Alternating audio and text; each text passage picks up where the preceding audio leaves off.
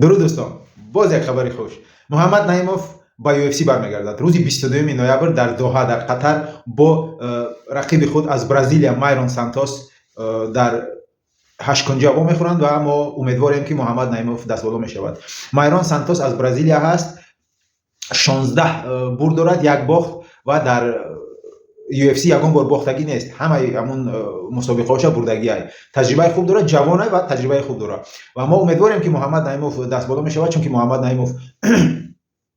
نعیمov هم سه فایت آخری خود را در UFC و فیلم دست بالا شدگی بود و خیلی جالب هم جنگ میکنه. چمپیون جهان اوید به تکواندو است و وقتی اخیر محمد شاهدیم که گوشتینش هم خیلی خوب کرده. گوشتینش هم به درجه عالی شدگی های از تیک داون ها خیلی خوب خچه کنار میگیره. برای همین دوستان محمد نعیمov رو در کامنتاری ها دستگیری کنید، دعا کنید که او دست بالا شود روزی 22 نوامبر در دوحه در قطر در شرکت UFC و ما بعد 2 هفته انتظاریم که موین غفورов هم دست بالا میشود. دوستان